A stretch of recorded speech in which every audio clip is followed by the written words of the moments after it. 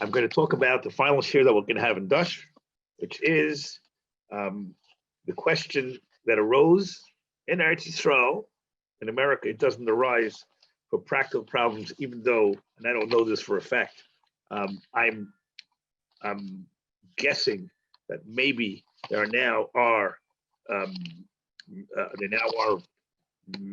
milk mifalim farms that are owned totally by Haredim. For my screen sharing partners, let's move to the new Myra McKaimis on commercial milk. It's a large amount, which I'm not going to be able to cover all for obvious reasons. Available to you so you can see the sources inside as you need. Let me give you the background. What I want to do is go through the history of how this practical application of Meleches Dush unfolded. And there are, as far as I can identify it, this give you what? Let's see, what are you asking for? Okay, Rabbi Sachs is Machmer. I need these chuvas here. I need these screen shades of Pesach. So that's why I sent you that email. It's right there in the email that I sent you, so we can get it on. Excellent. So Rabbi Sai, this is a issue which unfolded over 100 years. I can identify it pretty much to 100 years for reasons you're going to hear in a second. And as far as I can see, from my rough branding, there were 4 kufais in the halachic history of how to run a commercial milk farm in Shabos. The first question is, why is milking usher in the first place? So the Gemara in Shabos, the Tzadik Hey, Aleph, which you will see in a moment. The Gemara says that the Isser of Chaylev, the Gemara had a brisa which said Chaylev is a Chaylev Mechabitz Megabein, the Gregorus is Usser. The Gemara puts in Chaylev with other things such as making cheese. And the interesting thing is that none of them are based on the same halacha. Mechabit cleaning, Marbitz cleaning, all these things are certainly other issues, but Mechabitz, which is making cheese, and there's a machlekes in the what this means, as you'll see at another time, is an isser of all things, Baina. The Gemara says, Chaylev, Chayev, Mishum, Dash. One line in the Gemara, Chaylev, Chayev, Mishum, Dash. Look at the Gemara, they had a Kabbalah that Chaylev was Aser. He says Chaylev is Mechabetz, Mechabetz Megavein, and the Gemara comes to a conclusion. Sholem Bey Midrasha, they didn't like this teretz. Amalei Chaylev Chayev Mishum Mefarek, which is a Talda of Dash, Mechabetz is Beirer, which we'll talk about as I mentioned next week, and Megavein is Chayev Mishum Beineh. So Chaylev is Chayev Mishum Mefarek. So what's the Metzias? So the Metzias is the milk is konus in the udder. And this is already right at the beginning of this year, a bit of a stretch, because forget about Gedulei Karka, which we're trying to deal with. Why is this Dush? As we said, Dush is separating something from a covering. Is this exactly separating something from a covering as in the agricultural construct of Dush, where you're taking a kernel away from its covering, and then subsequently you have 2 or 3 other malachas to clean it up, Beirer and Zaira. Here, there's an udder which keeps on refilling with milk, and you squeeze on it, which is a little bit similar to Dush, where you're putting a mice of pressure on something, and the water and the milk comes out. Says the Gemara, yes, not a svara in the Rishonim Nechreinim, it's a Gemara. This is the farek. You're taking the milk from its source, even though that source keeps on staying here and doesn't get nivrar away. Why? Because when you're milking a cow, you're removing a liquid from its natural place of origin. It's not perhaps the of Dush, because as we already learned, the avos have to be, according to one major line of the Rishonim and the Achronim exactly. You heard this from Hashem yesterday. Exactly similar to the Mishkan here.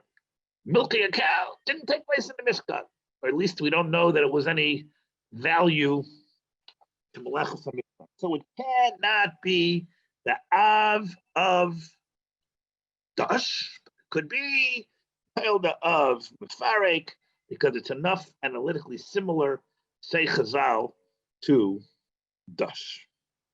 So now Rabbi Sai, is this an Issa Deraisa or an Issa Rabban? Before we get to that, let's take a look at the top places. The Taisa says Chayil Chayim Mishum Dash, Kipirish B'Kuntris, and it goes according to Rabbi Yehuda. Taisa deals with the first problem that maybe there's only Disha B'Gduri Karka, and so Taisa has to reconcile the sugis. Taisa throws his hands up. We learned the Gemara in Daf Gimel. It's printed here in a moment. We'll see that I can't reconcile this with the Amiroim holds. Ain't Disha Gduri Karka, because this where Gduri Karka is or here. So I say this goes according to Rabbi Yehuda holds Yesh Gduri Karka. Okay. And the Re agrees with this, even though we'll see other Rishonim are chaylik. Most Rishonim understand the Pshat in the Gemara that the word chayiv means that there is a Isser D'Oraisa, a long list of Rishonim called this way.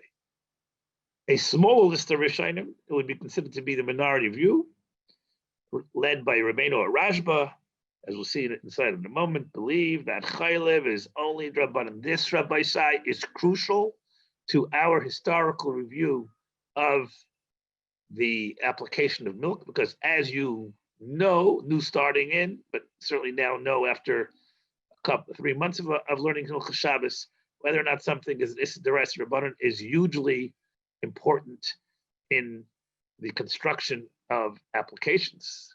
It's the Raisa, there's the maneuvering room is limited. If it's Rabbanan, we have much more. Says the Rashba, printed here in the next Maramakayim, I believe. Here we go. Different Maskal Chaylev, I think it's on the left side.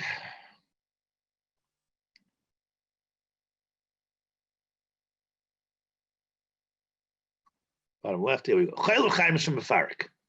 Ask the Rashba, the same Kashal Rishonim ask, I am Dishal B'Gzor Karka, Hirsher Ben Atam, the Sefer Yashar, the Trey Gavin Mefarek Ninu. Mefarek B'Dul Karka as Taka told of Dutch. Mefarek below Karka, as Rabbi Atam comes up with a tremendous chiddush, has nothing to do with this sugya. It's memachek. Memachek. What memachek? Memachek is you mechik something. Memachem also includes smoothing something out, as we will see when we get to the malacha is involved in constructing the gadim. And here you're smoothing. What are you smoothing? So in the beginning of the shir, we asked, what dash? What mefarek? There's an udder here, and the udder is squeezed, and it comes back to its original thing, refills again. So why would this necessarily be dash? The answer is because you're being mefarek it, and you're separating what's in the udder out. Ben Tam is a totally different thing. Ben Tam does not agree with this. First of all, he has a problem with the karka. He's not willing to concede that the sugya, like the read, that the sugya is aimed and goes according to Yehuda, according to Taisus. This doesn't mean Rabbi Tam. Why? Because Rabbi Tam has a totally different approach. And about Taisus felt this was an outlier in the sugya. But Tam holds it's a different malacha of memachek. This goes up against Zayda Rashi, who holds that it's the Talda Dash, as we saw. I asked the Raj if that's the case. And Disha Ella B'der Karka. Kasha number one. The Raj then asked the Kasha Ben Tam. The Gemara in Daf Kuf Mem Dalid. And the Gemara that we have here, I don't want to really go to that page, even though we should see it inside. Maybe we'll see it inside later because I don't want to waste time. The Gemara says that you're allowed to be chaylev and A's in Teicha Kedera. We had this Gemara earlier, directly into a pot of a layla Teicha Ka'ara. Why? Anybody remember why? Into a Kedera is mutter because uchla, you are taking the eichel out of a living behemoth who is a shtik eichel, and you're putting it into the Kedera, which is an achila. So you're not doing a malacha. You're moving it from one eichel to another eichel, says the Gemara, that's mutter. To put it into a ke'ara, to save for future, and we don't have to go on right now what the timing on future is, you cannot you milk into a ke'ara. Asked the Rashba, Rishonim before him. Ramban asks his kasha, according to the Tam, if chalef is chayim mimachek, because you are smoothing out the udder, so what's the difference? If you chalef and take a kadera directly into the food, it's still mimachek.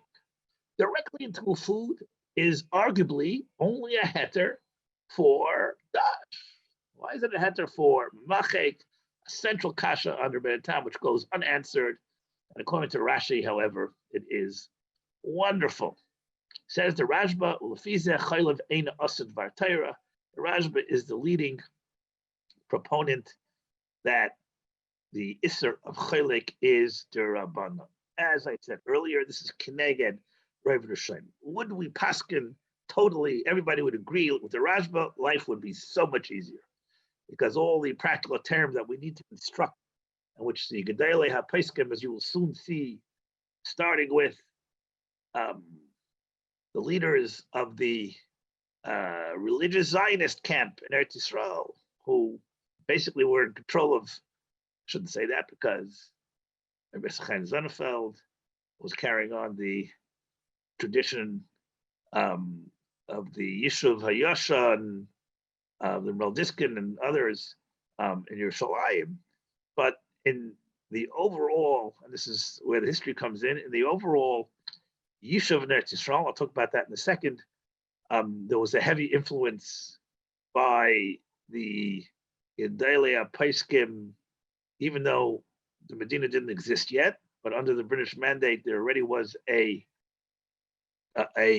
kehila, which was mandated with of all of Eretz Yisrael. As you know, there was a Rav Rashi before the Medina, well before the Medina. The Rav Rashi was not a invention of the Medina. There was serious Talmidei Chacham both from the Sephardic and Ashkenazi camp. We'll see in a second that were serious Paiskim. We'll see the two leading names in a moment. Were they able to deal with a pure Issur D'Rabbanan? We'd have no problem, or much less of a problem. However, this Rashba is a das Yachid. Okay, the Rashba, of course, is based heavily, implicitly, on the fact that Ein Disha Ela B'Gdulei Karka. Problem is, this is a Machlekes Amayra, and most Rishonim reject the Rashba for three reasons. First of all, reason number one is, so let me get my text of the Rashba, please give me a second.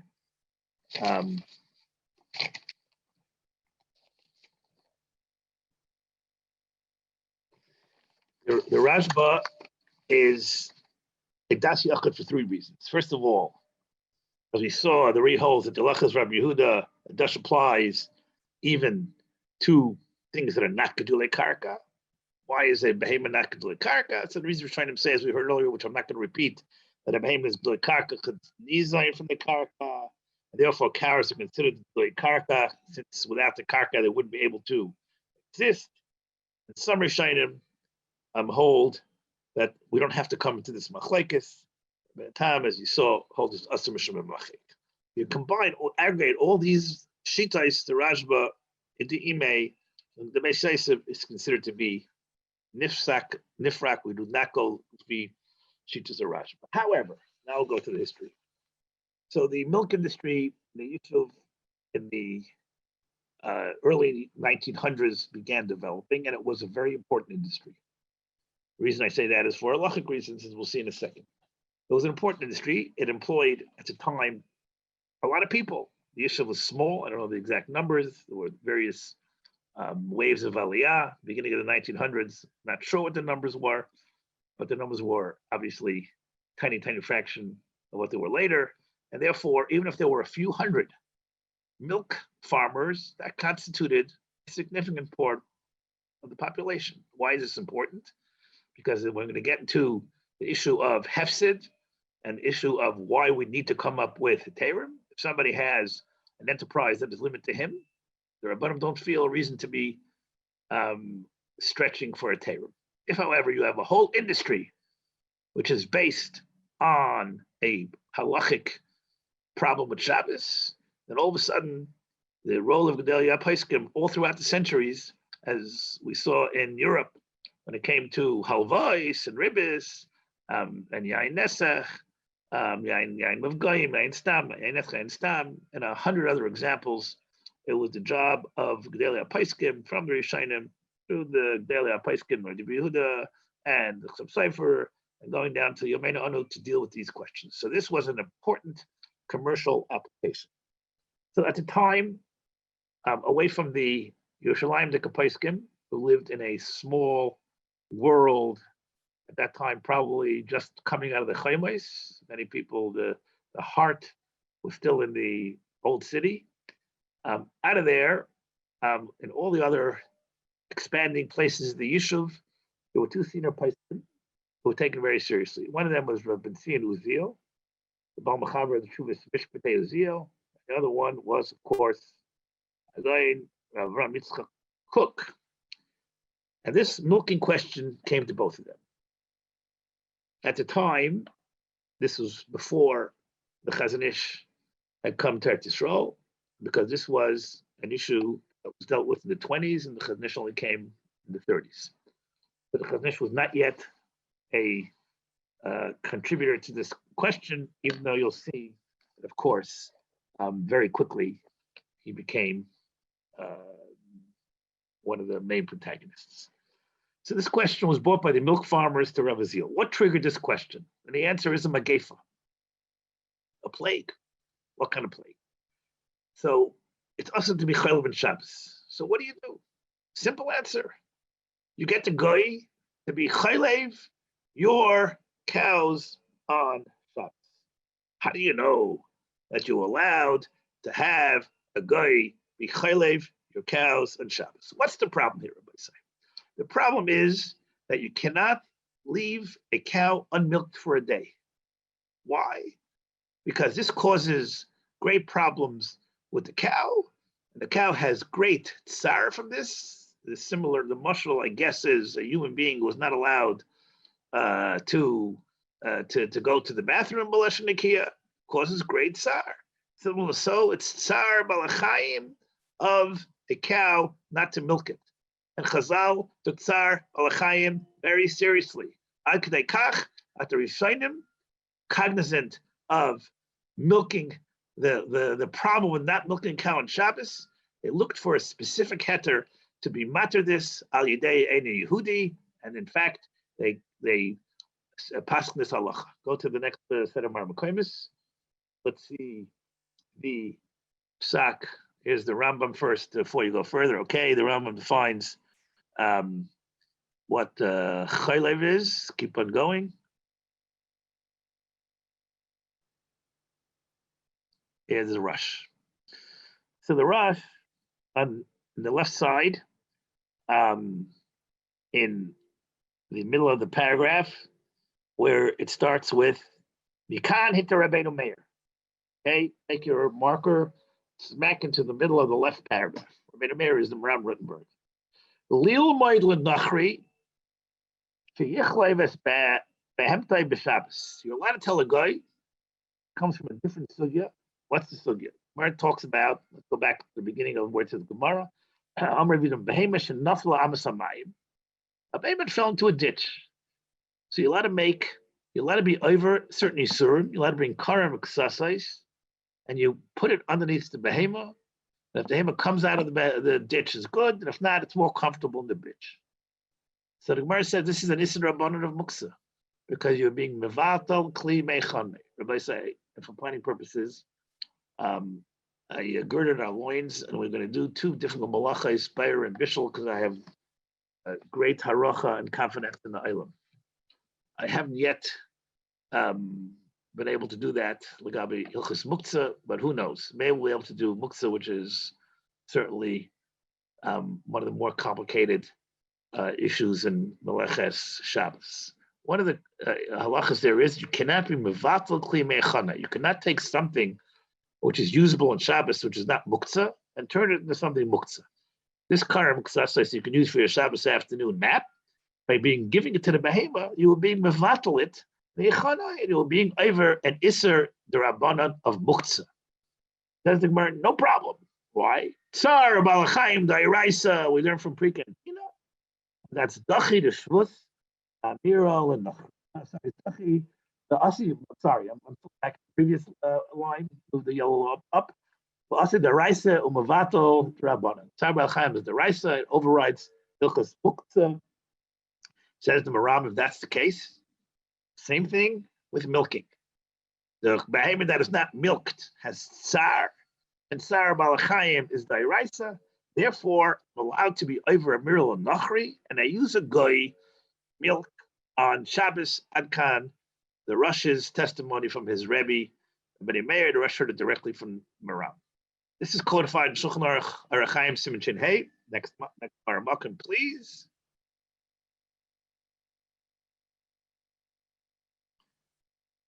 Okay, this is the Gemara of the Behema. We don't need this again. We saw it. Keep on going. There we go. Says the Mechaber Shin Hey, Sif Yud Tes. The Behema fell in Lama Samayim. If the water is too deep and you're not allowed to, you can't, and the Behema just can't stand in 2 feet of water, what do? You bring kares ksasais from Sar Balachayim, even though you have vatakli mechanai, that's the halacha you just learned in the Rosh. Says the Mechaber in Sifchaf, Mutter leimer leinudi lachlai behemte b'shabish misum Sar Balachayim, and as you can see, the sign here is the Rosh and the Mordechai. All the Talmidim of the Maram Rottenberg, the Maram gave a share clothing this one day. They said, I looked at this Gemara of Amasamayim, and I decided now, since we have Jews in Germany who had cows, Jews had cows throughout the centuries, and this problem was a very old one. Stomach, don't know if it started with Maram, what did they do until then? So they had to have Goyim being chaylev, because you could not keep a cow unmilked, and therefore you're allowed to tell the guy to do it. No question. Then at the yun arrives, what happens to the milk? So this is now a shine of Ma'aseh Shabbos. Since it was milked at Shabbos, says the Mechaber, Chalav Asur by B'yayim, Rabbi Sai, as I mentioned before, we will spend an entire segment of Shirim on Ma'aseh Shabbos, not for now. Okay. And then there's another issue here, which is brought, shame the Maram. The Maram gave a full share in this. It's in the Mordechai. You have to buy the milk, so it should not look you're being chaylev l'tzarech Yisrael. We have a problem here. How is anybody on looking and seeing the guy milking, not thinking that the guy was asked to milk? He was asked to milk, but he was only asked to milk for tzar balachayim purposes. It looks like he was asked to milk so the Jew can have milk in Shabbos, and therefore there's a whole problem in which you have to come around here with buying it for an Yehudi. Look at the Mishnah Berurah. Take it down.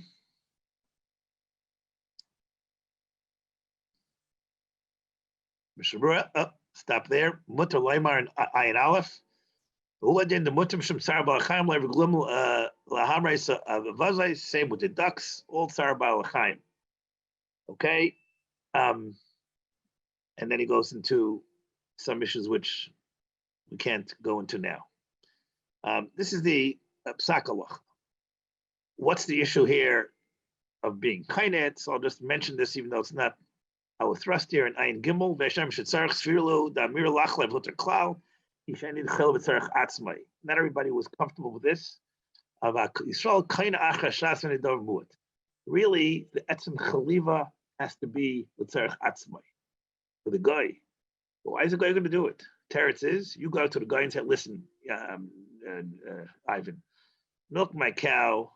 I'm going to buy back from you a small amount of the milk afterwards, which is to give you money for this, and then somehow I end up with the milk." Says the Mishnah Berurah, we don't need this heter because Amir al-Nachri is mutter and doesn't matter. We don't have to go do it. However, the Magen Avraham says, you know what? Taiv sheyachlei ben Yehud l'teich eichel davlei shvus teshvus. What's this? So we'll come back to this Magen Avraham later. Magen Avraham throws in a bomb here that a way to make this even better is to be chaylev into an eichel. Is that practical? Do you have to do this? I'm going to come to this in stage 3. Go to stage 1. Until 1926, all the Yeshuvim, the Haredi, not the Fruma farms had a simple eitzah. The Arabs came and milked the cows.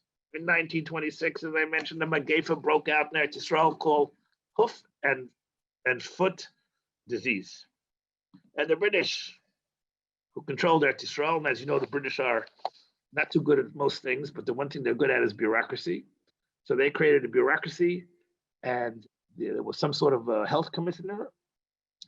Nothing has changed over the last century, and the health commissioner forbade the Arabs from leaving their yeshuvim because the Arab cows had hoof and foot disease, and they wanted to control this pandemic.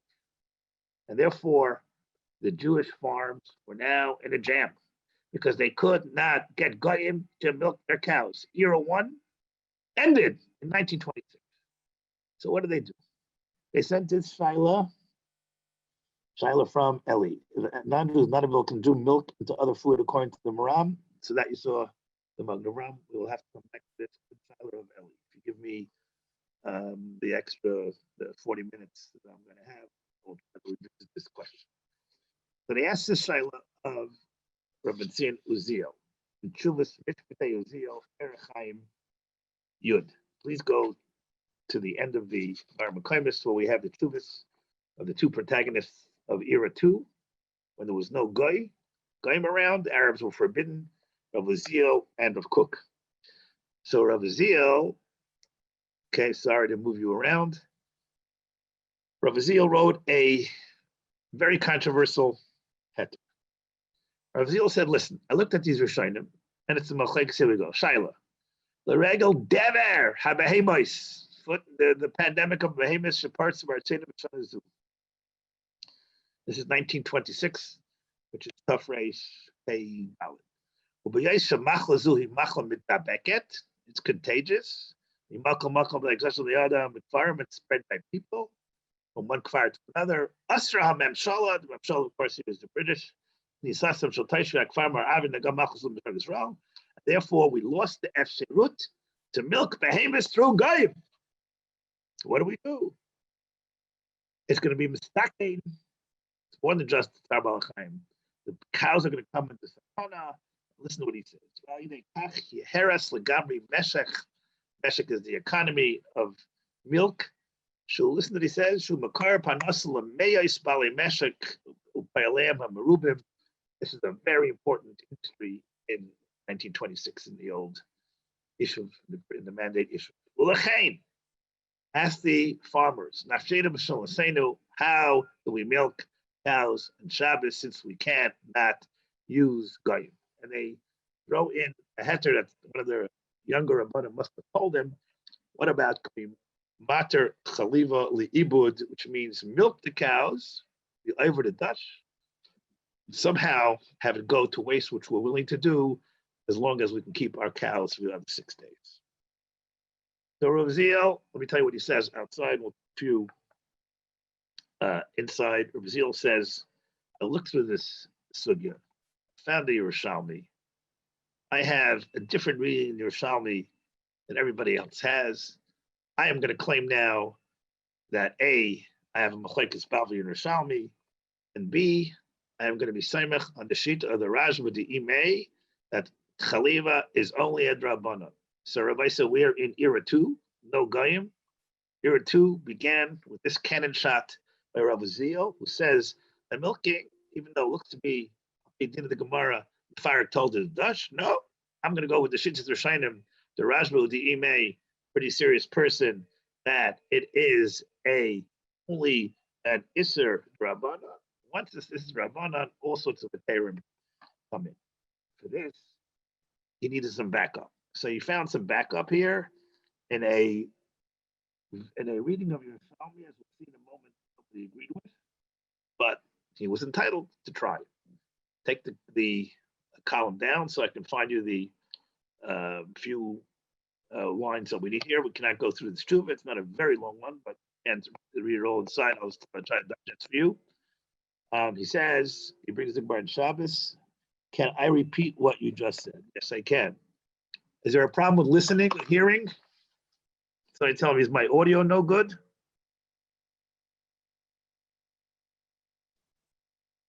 It went out. Okay. Don't understand why. Generally, okay. Shlomo, does that mean that you just hear me for 30 seconds here? I don't know. Not out. I hear fine. Okay. Not sure what's going on here. Hope my computer's not dying. So Rabbi said, let's go now. I'll repeat what I said. Rabbi Ziel wanted to be matter for these poor farmers. So what he said was, okay, so far so good. What he said was, Chaliva A is only Isra, and I can bring you a raya, which seems that the Bavli is Yerushalmi is Cheluk the Bavli. Bavli, the Gemara says, Chalev is Mefarik told the Dutch, so it's Raisa. I'm going to find you a Yerushalmi who says otherwise. Take column down, please, Dr. Letterreich. See where he starts with this Yerushalmi. You don't have it in front of me. Keep on going down.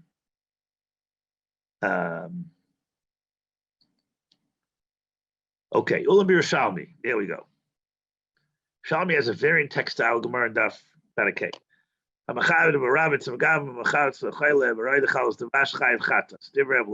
the common denominator of all this? Not clear at all. And the Chachamim Ayrim Shom Shabbos. What? Why kaitzer? Tell me, it's a totally different shita than it is kaitzer. Keep on going. That's unique to Zaysim. Next, top of the next column, please, please. Chayev. I just want to show you this outlier Shalmi. Some kaitzer. I mean, Yitzchak or Blazer. Okay, says the Rav Zil, if that's the case, when something is mechuber, it's only a shvus because it's not der chtzira. If that's the case, my limud of this Yerushalmi is chaylev, since they're not mechuber lekarka, can't be classical ktsira. Since Yerushalmi seems to say, with no obvious reason, chaylev is chayev mishum ktsira, I am going to postulate that Yerushalmi holds that all chaylev, unlike the Bavli, is Rabban. Only Shvus. Because just as Bavli holds Ein Dishel B'Gdulei Karka, and I'm going to say the Yerushalmi holds Ein Katsira Ella B'Gdulei Karka. Look what he says about 10 lines down, where it says Al Kol Panim, equivalent to the first paragraph on the right. Al Kol Panim Fir Yerushalmi Bein L'Fi Talmudu B'Chaylev Ay Mishum B'Farik. Both according to the Yerushalmi and the Bavli. You went too far. You went, yeah, beautiful. No, right. Ain't a chayil mechayim deraisa. El Rav Zuyud Sav Yashtisha. If it's leibig do karka, but a chachamim holds ain't disha b'der karka and ain't ktsira b'der karka. The Yerushalmi is chayil to ktsira. You have to understand why. Ain't chayil el as b'shum fus. And I said the Ramban says this way. I'm testing it. Rav Zil says, therefore, once it's the Rabbanon, I have a lot of leeway here. I'm going to be matter milking. This is only Rabbanon. How? B'shinui. Look further at the end of this tshuva. I don't have time to go through the rest of his, because as we'll see in a moment, it's very sharply nitcha. Keep on going, keep on going, keep on going. Here we go, stop. Boop. Keep on going.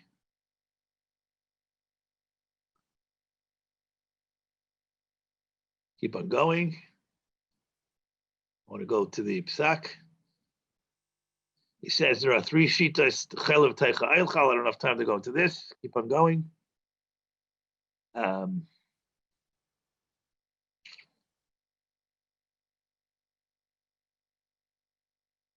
Okay, stop. So the first heter was, after we established it, that's midrabanan, I said, I'm now going to go into certain malachs machshavas issues. If you're going to allow to milk it, it's something called chaylev le'ibud. Chaylev le'ibud means milking it onto the ground. Therefore, it's either makalkal or it's not maleches machshavas. So he says, I'm going to aggregate all these, And now we'll go to Sif Dalet Study Heter. He says, number one, Iker Chaliva, he says, according to the Ramban, and this Yerushalmi is Midrabana. Because in Dishal Gulay Karka, and therefore, Ein Chaliva Elibdur Karka. Go down to the next page, and this will conclude his psak. There we go. V'hayais. No, you went too far. V'hayais. This is paragraph. Anav hachalav bartzeinu echem yisaydis hameshek yishuv. There's 100, maybe 1,000 mishpachas get money from this, and not milking would be tsar rav lebehemais, and this would highly negatively impact their parnasa. Therefore, he says, I'm going to allow chaliva leibud. And since I don't have a guy here, I am going to allow the milking, in such a case, direct milking even, where it is not the normal way of milking. This was his psak, and he allowed them to milk the cows, does not keep the milk. Rav Kook was very upset by this.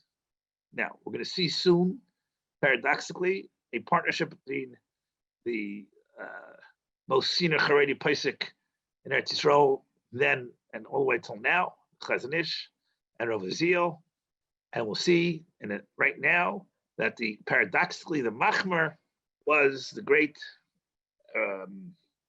leader of the Tziyanis Hadasis of Kook. Rav Kook in Shuvas Archas Mishpat. Now, unlike Rav Kook's persona that everybody's used to, of what a moderate he is in all sorts of other issues. And there's two chuvas in the Mishpat. They're here for your reference. Rav Kook, when it comes to halacha, was a classical Pesach. And here's a print of the relevant parts of he wrote a letter directly to Rav Azil, Tafresh Pevav, 1926, the year that this was published. He was his counterpart as the Reish Rabbani Tel Aviv. In 1926, I believe, I'm not sure, book writer was the Rav Rashi of the whole Yishuv. And he says, Rav Azil sent him a kuntris on this issue. Re'isi kuntrasai. And I certainly admire your efforts on behalf of the milkers, but after this, I cannot agree with you. He says, just because you're telling me that the Arishainim, like the Rashba, argue, but they were not nifsek halacha. Halacha we lives deraisa. Second of all, you found a Rishalmi. Rishainim saw this Yerushalmi too. Nobody quotes this Yerushalmi, and it puts down a very important site. You can't go find a contemporary place. You cannot go find a chazal and start pasking halachos off this chazal. Rabbi say, some people do this. I'm not going to mention who, but they'll generally do this as a sa'ad, unlike Rav Azil, who needed to establish it was the Rabbanan, otherwise Hilchos wouldn't help. And therefore, Rav Kook says, I don't agree with this fine of this Yerushalmi. And he says, you're now changing the girsa there in the Lashain of Machab Merabates. And he says, no, Chacham and Rav Lezer all agree. And he says, I'm not going to go into his tinus on his reading Yerushalmi, take the page down. He says, you can't do this. Elavadai the nusach, freeze it there. Give me the yellow on line 5. Everybody agrees. And just the fact that you have a different nusach doesn't mean, different gersa doesn't mean the balvi is chelik on it. That's number one. If you give me the yellow, I'd appreciate it. Adarabba, yesh leimar. The mash amar chacham shemeshvus. Keroi the chalv tavash, libi Yerushalmi. But not on milking. Milking is asur deraisa bein according to the Bavid and Yerushalmi. So I don't agree with your whole hanacha. Take the page down. Instead of discussion of his lack of confidence in this Yerushalmi. And since the Rav Gedol Rishonim, they know Rif Ram, next paragraph. Hold in Rabbeinu Tam, and it gives you the whole list of Rishonim. Hold not this way, and they hold that it's an asur deraisa, so your whole shtickle Torah is mufrach, and whatever the reason is, kaitzer, mefarik, Balgavi Balachayim, Gedolei Karka, next page.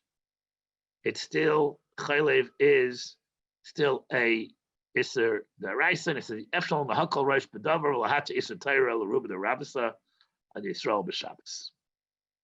He says, what about this issue of being Chaylev Gava Karpa? So Rav Kook says, you know what? I'm not going to go into this issue of Chaylev Gava Karka, Chaylev Ibud, halachically, because I hold it's wrong. I hold that it's usher to be farsam such a hayra. Why? He says, "Ein roish teitei ram fareshes and tamuchacham mugzak beira. Chalil v'chalil harchav is a heter." He says, "Haylech leibud cannot be used as a formal teken to run a commercial farm. You do it once, and it's haylech leibud. You aren't over. But to set up a system that is based on haylech leibud in the Issa D'Oraisa, I'm not going to let it."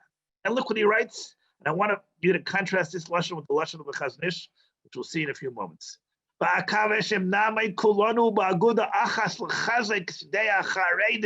Shabos Kodesh, straight out of a kolkaira that could have been written by Rabbi Chaim and the Eida Charedis. Yimtzu gam keis nachrim shiyuchav. We're going to get to going back. It's only temporary. Look what he writes. Give me the yellow here, beautiful. So this is so interesting historically. Says we're going to get past this pandemic, and we're going to get a Rishoyan. Give me the yellow. The British will lift the Gezerah. I feel it's contra and allowing Chaliva directly, even with the heter of Chayimut. Since I don't agree with you, and this Yerushalmi tells me it's Rabbanan, I can't do this. Avraham Yitzchak Chaim Cook, and now we had a huge machlekes here between two of the senior Paiskim. Rav Uziel was matter, and Rav Kook said us. So what do we do now? So the Rav Kook then was asked this again. Go down a few lines here. Just come two more lines out of this Tshuva Sarkas Mishpat to smooth the page down. I think it's right below the mikvah shaila. Keep on going. So this was revisited. He wrote again. I don't want this hayra. Why? It could be it's mutter, but I believe that this will come to hit partsut. Wow. I'm going to show you in a few moments that this is an unbelievable machlekes here, because Rav Kook Asert and the Chazon Ish was matter. Chaliva leibud. Wow. A heter from Rav Kook and a kula from the Chazon Ish. That halachically it's okay. I can't be meichav yad anayim heter b'zeh. Why? Because it's not asur b'daraisa. Ki mashkin shaholchen liibud emsham mefark b'nat teira, and therefore l'chayra and isid rabbanan should be mutter misum sar balachayim rabbaisai, and I'm even allowing iser muchtzav of bittul kli b'hechanai. And says Rav Kook, a very important issue. So now you can ask me a shaila. The central question, I have a heter in one drabanan, an gzera. Can I be matter in a similar gzera? That's what you want to do here. Vata klimachana is mutter. Says the Maram. For a behemoth, the milk is mutter. Then the Maram can say it. Okay. But I can't do that. And even if it comes to an Ishat's mutter, however, take me down. There are other reasons. Given the Kaimalan, Simshchaft Gufa mutter, Given the Azul Ibikul Gufndami, all these Aterim are good, and therefore I can't, it's true halachically, I can't be Meicha B'yad Nagel Hatem Makim Hefsed Gadal, but as he said earlier, I'm not repeating this again. I'm going to be allowing this as a Hirah. It's going to come out from my Bezdin. To allow it, because too many pirtzis would come out of this. What pirtzis is Rav Kook talking about? He doesn't write this in the Tuba, but in the dicta that comes out in the history, Rav Kook was dealing with a very sensitive issue, which is the frumkeit of the Yishuv in Eretz Yisrael. And Rav Kook had to walk a very thin line, and therefore, sometimes he had to put on chumras. You could only allow halachic terim in the history of halacha, where everybody is firm about the basic halacha, and now I can find a terim. Meaning, Usher Weiss wouldn't have been matter baby wipes for a tzibur that is, as he said, that is using full-fledged chit on Shabbos, because it's too similar. Rav Kook was very nervous about how the Yishuv, which once they left Europe, understandably enough, was cut off from their Makair, and it was very easy to become non-Shomer Torah mitzvahs in the Holy Land, and therefore he couldn't allow too many sophisticated halachic keterim, because this would cause on the unlearned, and it's reasonable to assume there weren't so many big Talmidei Chacham among the milk farmers, this would cause other problems. What other problems? So in other historical records, we have the ancillary problems. Rav Kook alludes to the fact that if you allow this kind of you allow milking in Shabbos, milking, even le'ibud, has to go somewhere, and therefore they're going to start creating pipes and machinery to capture perhaps the milk, as we'll see in the next era, in fact, was done, and therefore this is going to cause Chilul Shabbos, because people are going to start hanging around their milk barns, and all sorts of other isurim, some of them, the Iraisa, are going to be derived from it. So here we have a very sophisticated psak, Rabbi Say. Min adin, Rav Kook did not accept Rav Uziel's mechudish thing that it's drabana, and therefore I give you Hilchos that makes it totally no. It's in the Iraisa. Now you'll say maybe Hilchos ibud should be mutter, because that's a form of a shinoi, and it's not machsheves, and it tested beruba, says Rav Kook. Maybe, and I could be matter that, and as we'll see, was somebody very big 10 years later was in fact matter up to that. But in 1926, I'm not willing to go with that because the Yishuv was just too fragile halachically, and I was worried that farmers would totally throw off the yoke of Torah and mitzvahs by allowing them to do too much, and therefore I'm not allowing them to. So what do they do? What do they do? Problem. So Baruch Hashem, the British lifted the Cook was Niba, and the British lifted it a year or two later, and for a while they went back to the Goyim. This is era 2. Now, era 3. There's another heter here. And that heter is called, based on the Gemara that we saw, Chaylev. One second. You want to go down to the next one? Keep on going. Maybe you revisit it again. I don't remember. Let me see. Keep on going. Oh, yeah, it does. In Gimel. Okay, let's see some of the dicta here. Stop. Here we go. He wrote this to Rav Noach Braver, who's living in Yerushalayim. Keep on going. What about this pirza? This is fascinating. Okay, this goes to what I said a moment ago. He said there are some people, he was referring to Buziel, who found a terim that's dochli, connected the haram fareshes that chaylev is a iser skila on Shabbos, l'mashi iser chomer neir mitzad atzmai. This is what he says. Maybe on Chilul Shabbos Gedol V'Neram. Okay, this is what I alluded to. Shemish Breinu Mo'ela Shetelu L'Hakarais Hatos Hatos. Had they seen this come out of this heter, they would never have written this heter. Ve'eni Roitzel L'Kam Prati Advar B'Pulim Negela Aterim Ve'Gichuch. She'enim Kim Simuyas Haneim K'Meilachla V'Gab Eichlin. So he says, wait a second. Now this is another heter. Rav Kook demolishes this heter before we can even get into it. What's the heter? So freeze it right here. Let me give you the background. Gemara in Shabbos and Dalet says, we saw earlier, it can be chaylev and aiz into a pot. Rashi HaKadosh explains that the Gemara is talking about squeezing it into a pot to improve the taste of the food. And Rashi says the reason why it's mutter, because since the person doesn't need the milk as a liquid, it's considered to be a ice cream, and that's not fire. In other words, according to Rashi's reading of the Gemara, the fire does not apply when you're separating one solid food from another. And here it's separating it from the hema. The milk is considered solid food, which is removed from the cow. Rashi does not make a distinction between Shabbos and Yantif. For why? Because squeezing is not mafari. Rabbeinu Tam in Taisus, Daf Kuf Ballot, and I'm not going back there inside because we're running out of time. I'm only in era 2 out of 4. Holds that the heter to be chaylev on food only applies in Yantif. Why?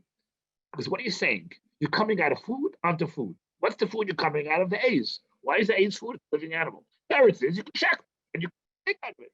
It's steak, the goat steak. And therefore, it's considered food. On Shabbos, you can't check on Shabbos. Rabbeinu Tam holds on Shabbos a cow is not food. Rabbeinu Tam holds that on Shabbos, because it in fact is a violation of the farik. A violation of the farik. Rashi does not make this distinction. In Shulchan Aruch, Erech Chaim, Siman 505, which is Tuf Kuf Hey, which we do not have on the Mar Mekaymis, but I'm going to read it to you. It's in Hilchos Yantif.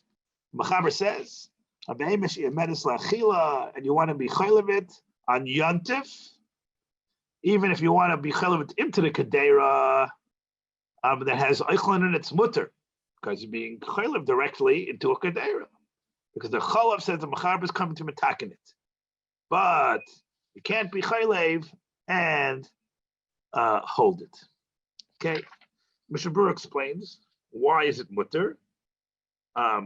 Because you want to put the Chalav teicha eichel, and the Chalav has to be there. If not, the Chalav is not there, then you have a problem of being noilad. And because you want to do it l'taknoi, there has to be enough food in the kedera that it should be considered mamish, that the milk is being metaking the food. If there's just a crumb there, no dice, it doesn't work. Okay? So the food has to actually absorb most of the milk. If there is not sufficient enough food to absorb the milk, this heter does not work. We have a problem, and this is what the Cook was alluding to. Yes, sharatzu lahatir, the basis of being chaylev, of being chaylev into food.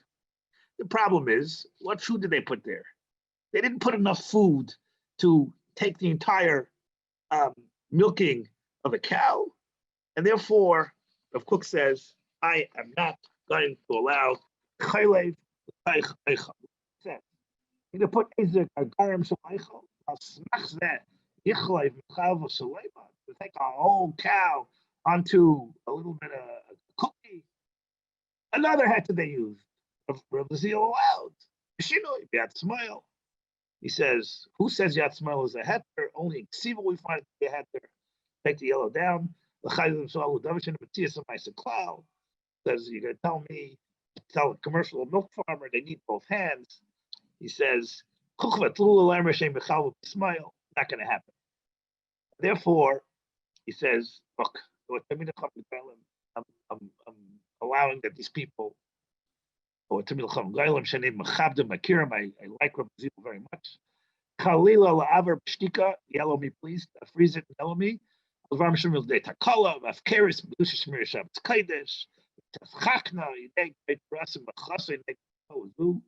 Next time somebody asks you where the book was a kanai, you can see. From farmers are not looking this. And what do? They use typically in pirates and everything was a bracha. That's what everybody should do. Obviously, the British were allowing the Goyim back in, and Rav Kook was very interested in getting the Goyim back. Okay, so being chaylev into food, not a practical heter, and that was viewed as a chukat flula. Okay. The next kufa came back. Cook was nifter, did a new Rav Rashi, in 1935, the Nur of Rashi was of Herzog. But at that point, a new major Pesach had arrived in Israel, and his name was the Chazon Ish. The Goyim, the were back, but the farmers were looking for a terim without the Goyim. We came back to Chaylev the Ibud. How does this work? So the major difference was the invention of milking machines. Milking machines allowed Chaylev the Ibud in a much more possible, practical manner. What did I mean? In the 40s, machines were invented, like 30s and the 40s, where, in fact, you could be Mekayim, the heter of Hilchos. Ibud never understands that Hilchos means that it's not a kiyum amuachs machshavas, and it's not a real 100% isser of dashta iraisa. It's Hilchos Ibud, and dashta iraisa requires that you keep it. You want to make bread out of it. Hilchos Ibud is not a deraisa, becomes a drabana. Then Tsar Balachayim and Hefsid, as we'll see in a moment, could possibly be a hefsid. So machines were developed which would send the milk, and they would attach it to the cow. The first drops would go down the drain, which was Hilchos Ibud, and after the first drops, the machine sent the rest of the milk to storage containers. Wow, is this mutter? Would the cook have been mad to this? The human act of milking, which is attaching the cow to the machine and squeezing the first drops, with taka Hilchos Ibud.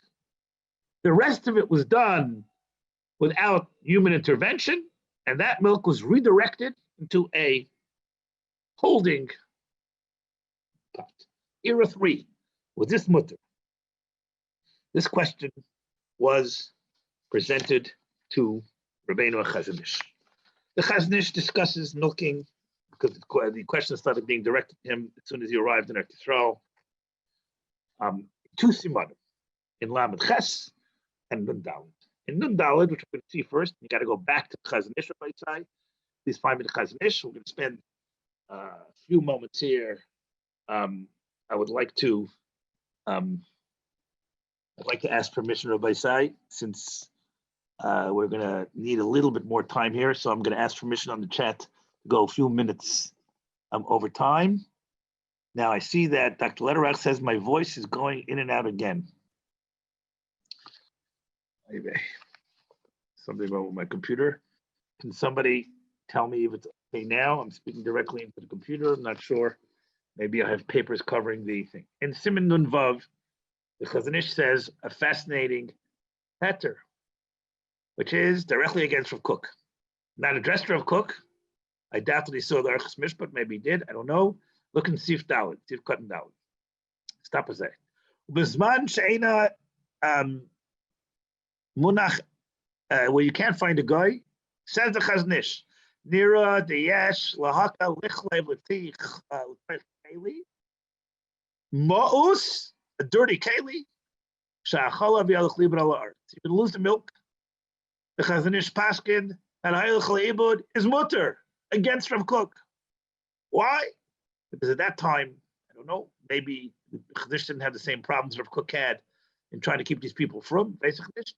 The Ikar Adin Laha Halacha says the Chazon Ish, Hilchos Ibud is not Mefari. And it brings all the Rishonim, the Rashba and the Ramban, and against the Rebbe Tam, etc. And he says, at the end of the day, as Hilchos Ibud is not Ayman Deschita, and it is not Usr. Take the Chazon Ish down all the way. Move down, please. Stop right there. Freeze it there. Okay. And he says, I'm going to bring you, voice starts to go out when you move your head to your left. Okay. I don't know what the chat is. Thank you very much. Rabbi Smith, if you can just keep me posted here, my own can be posted here because it's distressing to me that my voice is going out. Maybe my microphone is going out. I need to know this. Okay, so the Chazon Ish says that since this is only a Isser Rabbanan. Look at the bottom. Kivin Adidum Rabbanan. The after Rabban, the Asar Eno Rabbanan. Last 4 lines. If you yellow it, Nektina Lahakal Makasar Balachayim, Behefsid Maruba, the Bayman Chazanish. Maybe surprisingly to some of you, was Matir Hailech Le'ibud. Now the Chazanish says, I'll tell you, it's a shvus to shvus. Because even if we're going to assume that Chaylev is a Malacha Daraisa, at the end of the day, as we learned from the Shus Yachid Kasha, all Bayer and all Dashim Malachshem Tzrich Lagufa, it is. The Das, Shimon, that Malachshem Tzrich Lagufa is mutter, top of the page. Okay, keep on going, top of the page, and then we'll get to the paragraph on Komatim. That's the Rajba, a few lines here. So this is a classical full of information, and therefore it's a shvus to shvus. Says the Chazanish, we don't not match a shvus to shvus just because of monetary loss. He says because there is, I went out again. Very distressing. What about now? Just because it's shvus to shvus, shum hefsid mamayin, that's not enough. I'm on the top left. Okay, and therefore, I'm not going to be matter this just with shvus to shvus. He says, however, there's other aterim. It's klachayad, and there's a sar balachayim, and there's pseida, and all these are going to aggregate together to allow it. Take me down to the next paragraph. So the Chazanish spends a lot of ink for saying, surprisingly, that's mutter. Hold on. Okay. Look in the paragraph of Hilchos. And yesh b'chaliv al aretz shvus to shvus ein lahater b'shum hefsid. That's not enough. But there are other poskim, other reasons to be mad. Umi kol bakay. Says the Chazanish. Chayev chad l'shadu lichlayv aydei ein Yehudi. Zu derech yeshra al pi ha'Torah. The sefer is chayim. The chein nagel mekam and b'shashav etzbiyad. We're able to get goyim. And I am going to come back and finish this year in about 10 minutes with the rest of this Chazanish, which is an incredible Musaf art. Let me go on to the next era or two. So the Chazanish says, Mikra din, it should be mutter. However, I got a problem, which is, how can I be matter shvus? He brings a raya from the Gemara in Shabos of Chesi, alludes to it with just one line. The Gemara, but I'll tell you what it says. The Gemara says that a person can carry from Rosh Hashanah to a Malkum Tur. I see I was covering the microphone, maybe that's the problem. To a Malkum Tur, and from Rosh Hashanah to a Malkum Tur, so you can carry from Rosh Hashanah to a Malkum Tur. But the Gemara says, even though that's technically possible, we don't allow it because it's a loophole. Even though each part of the shvus is made together, you're going to be over Malacha D'Oraisa. It says the Chazanish, even though you can set up a milking machine to milk the waste, first drops, remember how it works? First drops go to waste, and then adjust the machine, send the rest of the milk into storage containers. Therefore, what you did was le'ibud, says the Chazanish. I'm not so crazy about this, therefore, I did it could be mutter, but I'm running into this problems of setting up to get around the surah, possibly D'Oraisa, find a guy. But Mikra didn't say the Chazanish is mutter, not like the Rav Kook. Says the Shmir Shabbos Kol Chasa that even the firmest farm at that point did not take on this chumrah, and they took these new machines that took the first few drops, ibud, and they used it. Worse, not worse, more shver. There is shuvais and letters which indicate that the Chazanish himself was matir this machine directly to the farmers. Not written here. How do we reconcile this steer between what he's writing here, where he frowned upon it, and the oral ruling he gave to religious farmers? Okay. So min ikar din, the Chazanish l'chayra should be matter to switch from the drain to the storage containers. The Chazanish, that's a kasha. We don't violate shvus to shvus by going through mukum tur. Yesh l'chalik. First of all, Chazanish himself says we don't extrapolate from one heter to another. And second of all, the Rosh says you can't create new Isurei D'Rabbanan after a Talmud. And therefore, Chazanish was writing Chumrah historically, interestingly enough, orally. The farmers came way back to ask him. And he says, I'm not going to answer your fancy new machine. This is era 3. Era 4. Era 4 starts in the 60s and 70s with the foundation of something called Mechon Tzaimet. Mechon Tzaimet saw the problem with these machines, which were used for about 20 years, where the first drops were Hilchos Ibud, and afterwards they kept milk.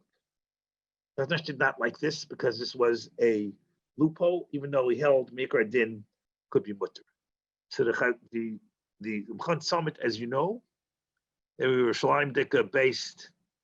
Maybe don't move your head. I don't know, something wrong here. I don't know if everybody has the same problem, which we're going to have to address after the shir. It's hard for me not to move my head totally. I'm looking at Svarim, looking at the Gemaras and Shabur. Okay. The last era here by sight is we're starting at era 4, which continues today. Mechon Tzaimet, which was founded by, in conjunction with people who were adducts from Zalman, and we'll see a fascinating problem with that. And their matara was to come up with principles of technology which allowed modern day functioning. Everybody knew that these milk machines were problematical because it's frowned upon them in this simon. So how do you get around this issue? So what they did was, as they did with many other Hilchos Refuah, was to create a issue of grama. As we know, Mikra Din in the Gemara and Shabos stuff we saw in our limit of grama for the summer. A grama is mutter, and you're allowed to put the water around the fire and have the water barrels and have the water come to the barrels and push them out. However, as we know, grama is not an absolute het. The Ramon Shulchan Aruch Shin Lamed Daled Sif Chav Beis famously says that we need Hesed Meruba for grama, and there's a great discussion in the Bir Halacha exactly what constitutes Hesed Meruba. However, there's another Gemara which possibly could control this situation. There's a Gemara called Seif Chamalavai. It is worth seeing inside. It's a Gemara in Sanhedrin Ayin Vav, even though I'm cognizant that we're now overtime. We will be done in Mirz Hashem by 1:15. I hope Ellen will hold on for another few minutes while I get through the last era here of, and it's going to take today. If you can take me to the Gemara in Sanhedrin Ayin Zayin Amud Aleph, the Gemara has another grama situation. The Gemara discusses a situation where a person tied up somebody, no, you went too far, in the desert at night. Maybe didn't make it to Maram Kaimis, I'm not sure. The next day, the sun appears, and the person dies of sunstroke. So Rashi explains this. Here we go. This is called Seif Chamalavai. Okay, the Gemara here talks about Kafsei Ubeis. Line 10. Seif Chamalavai, Seif Tzinalavai Potter. You took a guy, you tied him up. At the time, it was dark, it was at night, there was no sun. But the next day, the sun was going to come. It says, Gemara, you're Potter. I hope you can hear me here because I'm going as loud as I can. Why is that? So Rashi explains. I can read the Rashi right across. I will read it. Aval Seif Lavik Ad. Is a Yochalam the Seif Lavos Potter. Why? Like Hirik Mazuma Lahariga. He tied up no sun. Therefore, he was not Mazuma Lahariga. Good. What's that? Rabahu. Only a grama, and therefore it's only Chayei B'din Shamayim. The killing agent, the sun, was not present at the time of the killer's action, and it only showed up later. So what did Mechon Tzaimet do? They needed to develop a grama in this milking machine. So what did they do?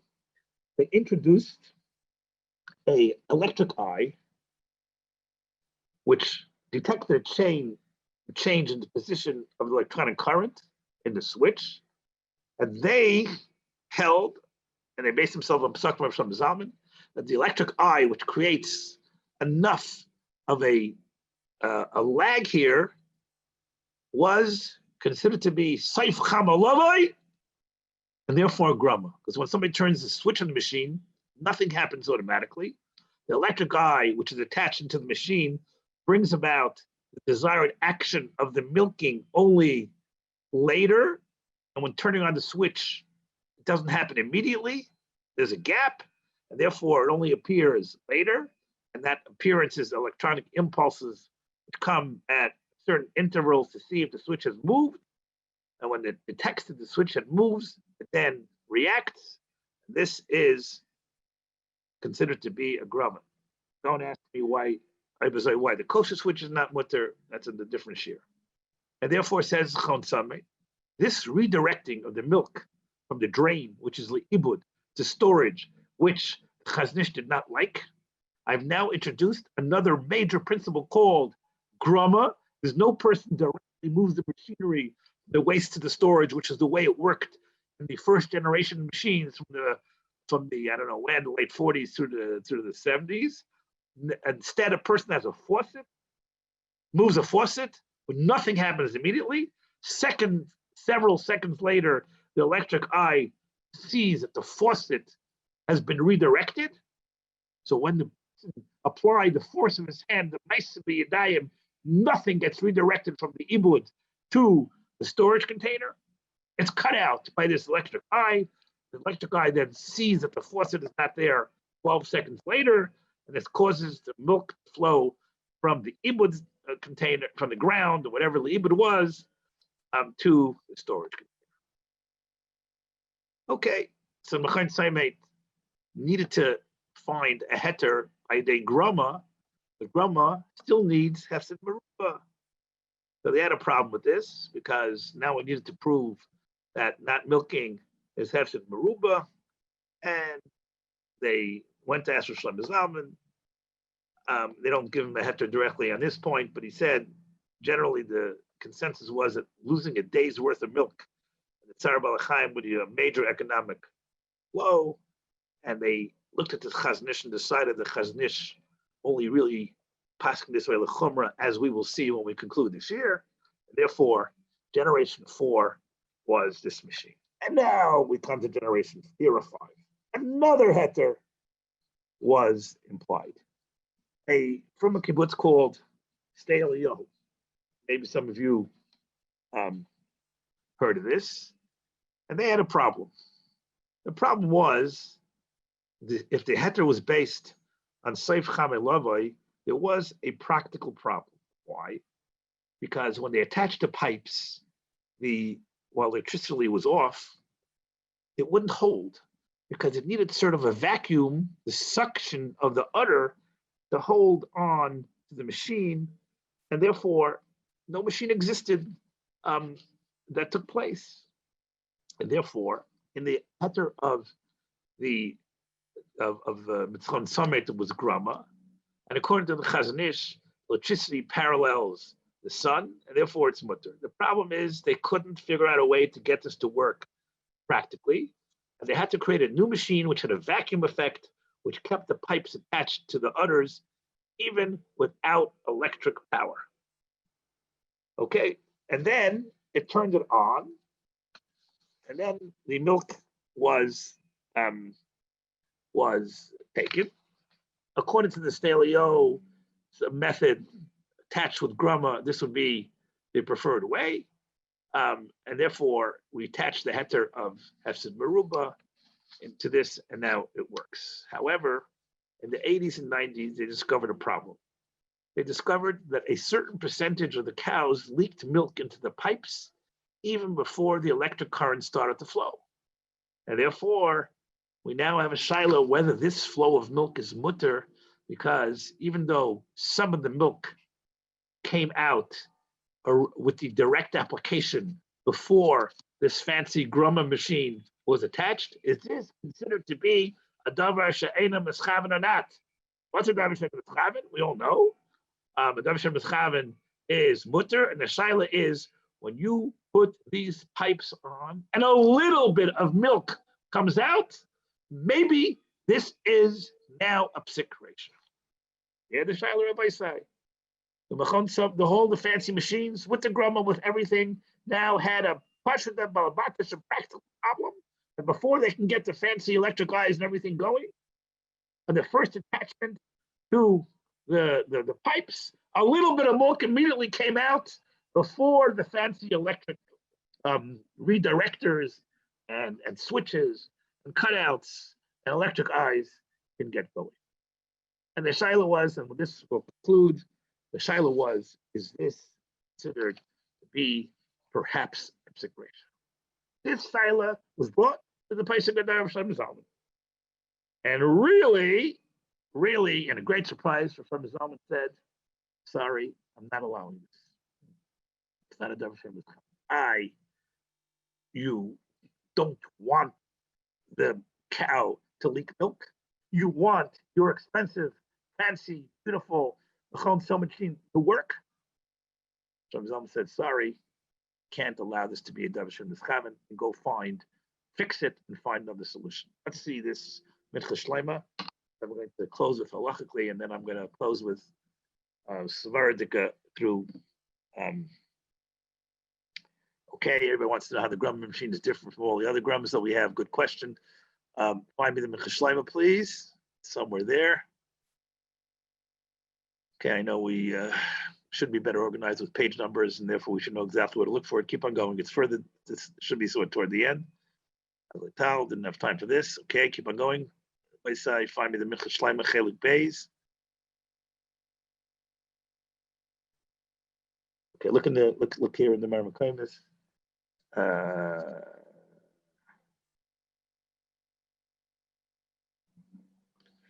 No. Keep on going. There you go. It's after the Gemara in Sanhedrin. Okay, before the Mishpat Zeal. Everybody hold on here for another 3 minutes. I see I'm running over time severely. I apologize. Let me finish here. I was planning to do a portion of this before the Mishpat Zeal in the Hachana, which we didn't get to. Okay. No, it's not here. Wow. Can't believe it. Didn't make it into the Marmakaimis. Okay, look again. Maybe it's after the Mishpat Zeal. Keep on going.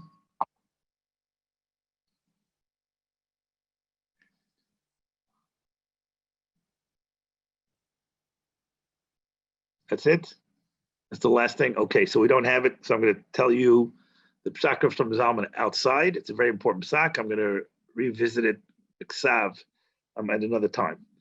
The Shlomo Zalman held that this machine is usher because by attaching it, it may cause some milk to be released. It's a Davar Shem Nischaven. Doesn't matter. Why? Because even though the person doesn't want the milk that comes out, since the person is doing it does not wish to violate Shabbos, one lemaisa, you look buzzer his overall macro kavana, and because a person wants the milking process to occur, but he wants it to occur, even though he wants it to occur in a heterodika way, Shlomo Zalman holds that attaching a milking machine is mischavein. And wherever there's a reasonable possibility that this will dislodge initial drips of milk, it's usher. And it becomes a psik resha, even though it's mischavein. So this created a great problem, a great scramble. I'll just let you know that two poskim in the next door argued with him fundamentally as to whether this is a Davar Shem Nischaven. I'm going to come back to revisit it because of importance. The two poskim, interestingly enough, or his son, Rav Dov Auerbach, the Rav Tveria, who was matter these machines. The other one was Rav Aaron Lichtenstein, who was matter these machines because they fundamentally disagreed with Shlomo Zalman this issue of psik. It's such an important issue that I'm sorry I didn't have this view the Mincha Shlema inside. Everybody can look it up. Mincha Shlema Chelik Beis Zayin. I'm going to go and revisit it. The fundamental shaila of what's in Nischaven, whether we look at the macro issue, and here at the end of the day, you want milk, and therefore you're going to do what it takes to get done, and therefore you can't say that we're going to ignore the fact that a lot of milk comes out, and therefore even if you're not Nischaven on the original milk, it doesn't matter because it happens, and once it happens, it's not a Makilim hold no. We look at the overall issue, and the overall issue is you don't want those drips, and therefore it's those initial drips, and therefore it's not a psik. Okay, let me conclude here with going back to Chazon Ish, last piece of the Chazon Ish in Nun Vav. Just want to read you a few lines, which shows you what the Chazon Ish is saying. Chazon Ish spent a lot of time giving us a heter, and look how he concludes. It's a whole year, a musik year, and another year on its own. I'm not taking minutes of your time. We don't hear you, Rabbi Gottesman. What about now? Good. Okay, this is the problem. Look at the end of the Chazon Ish. Chazon Ish says, no, you went too far. Sorry, you went too far. Pick it up. A little bit more.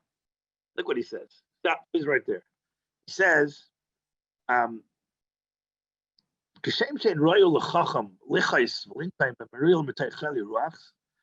can't, Chacham can't pass if somebody did something. Somebody said something to him because the guy was not totally competent.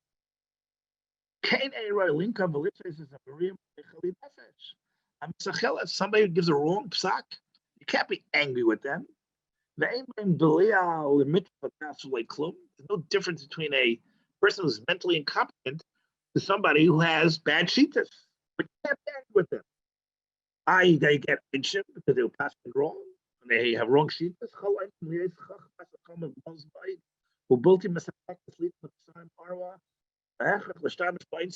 Torah gave inshim. But the inshim are not what we want. We don't want people to be nash. So why do we? Well, can't allow efkeris. But the Torah didn't want you have to punish a child. You have to punish. The Torah wanted to punish somebody who was over Mrs. Bezdin. It had to hurt. Sarai and Merages. You can't be triumphant and arrogant. Since a person is imperfect,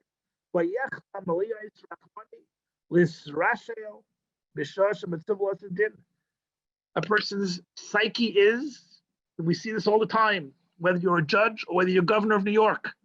If you have arrogant to yourself the ability to make laws, you think that you're so smart, and therefore there's no Rahmanis, and you're right all the time. Says the Chazon Ish, no, it's not true. Even a Sanhedrin had to kill somebody, had to do so reluctantly, and he had to be a Rahmani b'shas hazeh, and only then can you become a and